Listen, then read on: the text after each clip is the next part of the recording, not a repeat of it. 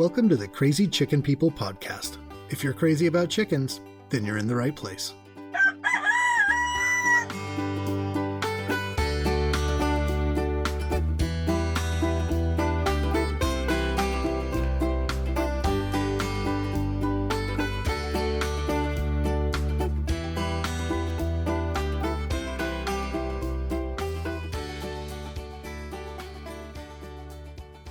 What's up, fellow chicken people? Thank you for joining me again today to talk about one of the most annoying things about summertime, the flies.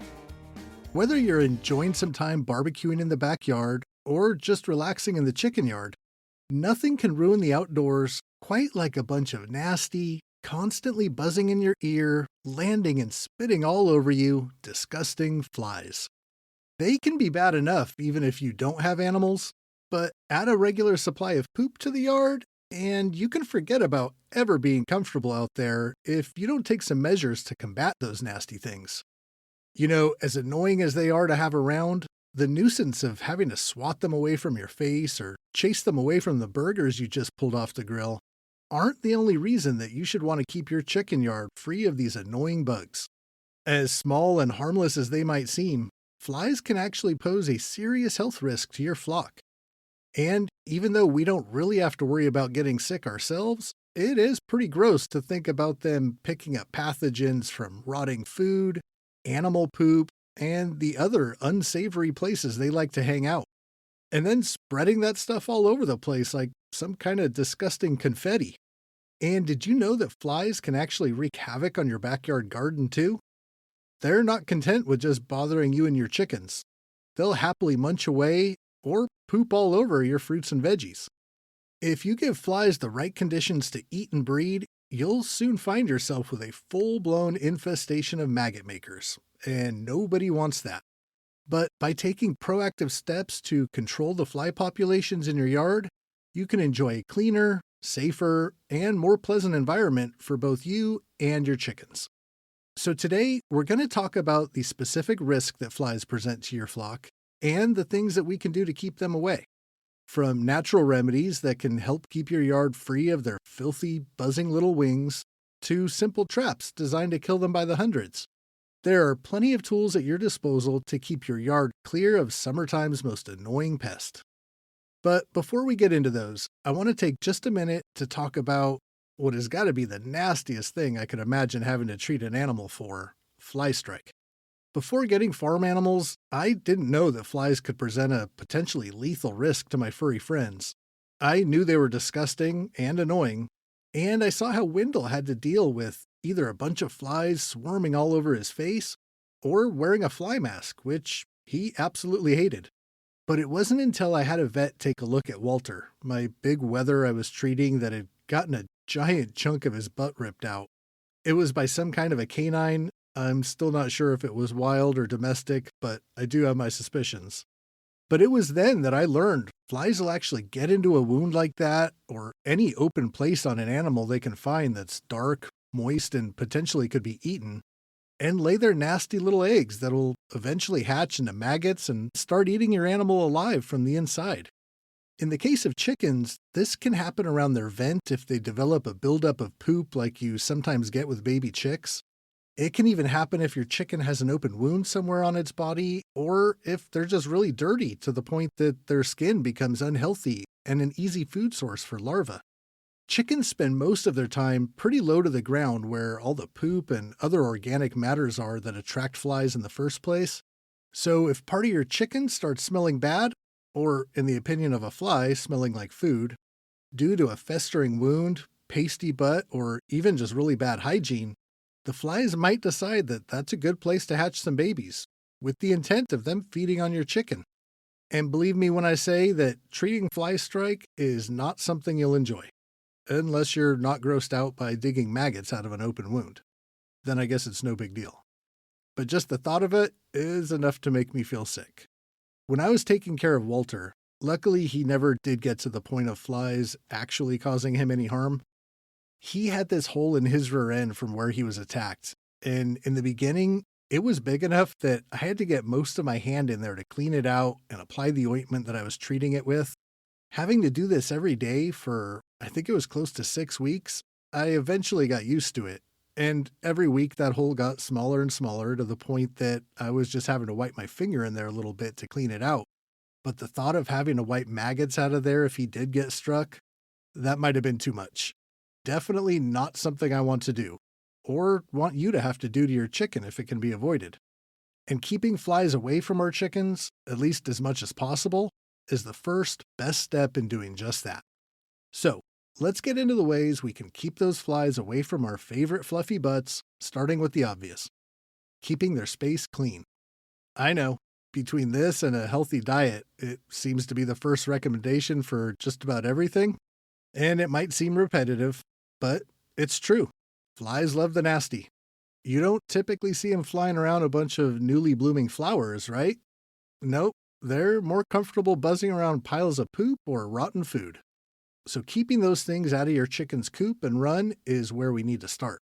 I'm not going to sit here and tell you that you need to clean up after them every day. I know there's no way I can make time for that. But the more often, the better. And if you can only get to it once a week like me, just make sure you get everything you can. Get that dirty litter as far away from your coop and anywhere else you want to be as possible.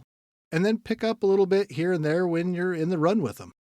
This time of year, you might be tossing some watermelon rinds or frozen corn on the cobs in there. You just want to make sure to pick up the leftovers and get those thrown away before they start attracting unwelcome guests. Now, beyond keeping their area clean, there's a couple things you can do to keep your chicken's space from becoming a spot that flies want to be. The same way that they're drawn to places that smell bad to us, they're actually turned away by some of the smells that we would find pleasant. Herbs like lavender, basil, and peppermint, which are great for chickens in so many ways as a snack. You can plant these around your coop to surround it with an aroma that smells great, a healthy snack when you trim it, and just the natural odor that these produce can help to keep the flies away. You can also use the oils that are derived from these plants to spray around the coop from time to time. Oils from lemongrass can be used the same way. And neem oil is a natural insect repellent that can be diluted in water and then sprayed around your chicken's space to help keep the buzzing down. Now, if you do use these, it's a good idea to start with a small area just to be sure that you don't get any kind of a negative reaction from your chickens first. You shouldn't, but it's always better to be safe than sorry. One other thing that I saw a ton of people saying they use with success, and this falls pretty far from anything natural, but I figured that I should mention it here while we're talking about smells that repel flies. And I don't even know that I would recommend this one, but like I said, people swear up and down they work. Those little Christmas tree scent things that you see at gas stations you can hang in your car, specifically the yellow vanilla scented ones, I think I saw at least 10 people on YouTube and Facebook that said these work really well for driving the flies away. I guess they only last a few days, but they do work while the scent is there. This one seems kind of weird to me. I mean, who knows what kind of chemicals these are made of? Can only imagine how sick they could make a chicken if it fell down and got nibbled on. And I don't know what they cost, but even if they're just $1 and you got to hang 4 or 5 of these up every few days, that's going to add up fast. Now, some of the things I'm talking about today I have tried. Most I will try, but I don't think I'm going to mess with this one. But if you're in a pinch, I guess you can hang one up and see what happens. And actually, along the same lines as that, another one that was odd to me, but again, I did see a bunch of people talking about it, was Irish Spring bar soap. And apparently this works to drive away mice too, if it actually works. But from what I got, people are cutting off small chunks of the bar soap and just placing it around the coop where the chickens can't get to it. But the odor is able to make its way around, and I guess the flies don't like it. Mostly I saw people taking chunks of it, wrapping it in what looked like a cheesecloth, and then hanging it around like a potpourri. Or for mice, putting it down low, definitely in a spot that your chickens cannot get to it. Now, I've talked plenty about how desperate I am to get rid of mice, and as much as I don't like the idea of putting soap around my chickens, I may still have to try this one. I'm actually testing another recipe right now for mice that I saw. It's a 50-50 mix of baking soda and cornbread mix. The idea is that the mice will eat that mixture up, which they will. I've seen that much so far. Then the baking soda reacts to the acids in their stomach, gets all fizzed up, and because I guess that mice have no way to pass gas, it kills them. I don't see any dead, bloated mice around after a few nights of feeding it, but hopefully they died somewhere in a mouse hole and I'll eventually see less of them around. I'll let you guys know how that one works out. I've got high hopes for it. Okay, moving on to the different traps for flies. I think the most widely used are those yellow fly bags that have been around forever. They come loaded with some kind of a bait that when you add water to it, it stinks really bad. No doubt these work to trap flies. They've been used forever in horse barns, as long as I can remember being around them. And other than the fact that they really stink, they are a good option. I don't like the fact that they don't last real long before you have to just toss them out and put up a new one. It's just that much more plastic and weird poison going back into the ground. And at $3 or $4 each, it can add up over the course of a summer. If you do use these, make sure to hang them away from your coop a little bit.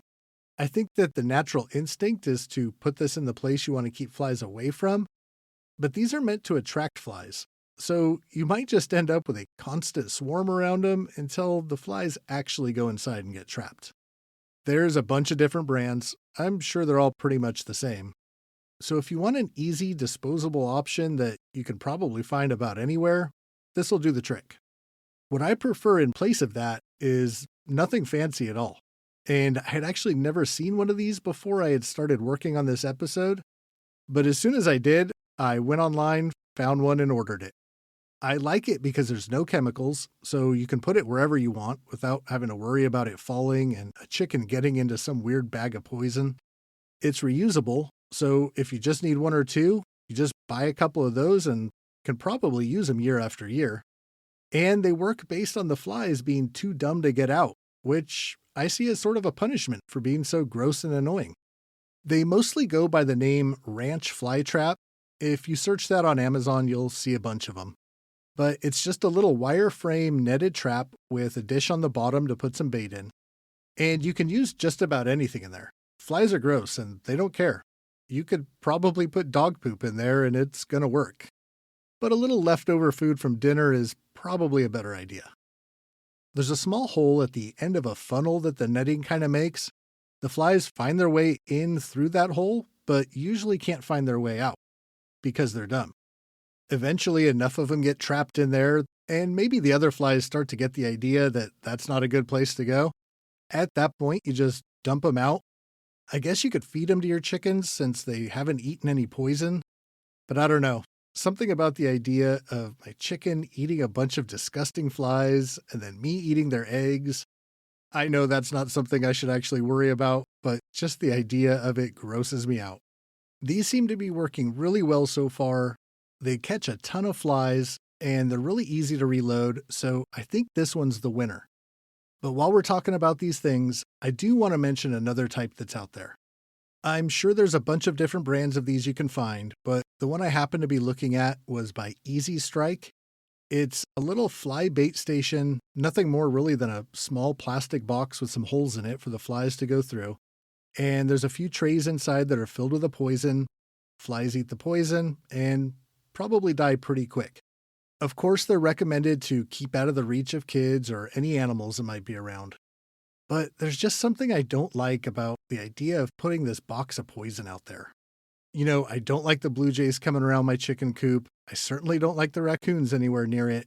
But I also don't like the idea of them possibly getting into this box and being poisoned. Then they drop dead somewhere and something eats them. In fact, that's kind of the reason I don't like it for the flies either. I mean, who's to say that the flies don't go in there, eat some poison, and then go drop dead on the floor of my chicken's run? Now my chickens are eating dead poisoned flies, and I just don't want anything to do with that. If I was just dealing with flies that were coming around my dog's poop, sure, I'd put these up on the fence or something like that. But with so many animals around, I think I just have to consider the environment and try to not do harm to any other animals. With that, I'm going to wrap it up for the week. Good luck to you this summer in fighting off all the nasty flies. Remember to keep those coops clean and check in on your chicken's butt a little bit extra from time to time. It's a bad time of year for those fluffs to get poop stuck on them. As always, thank you again so much for listening, and I'll talk to you again soon.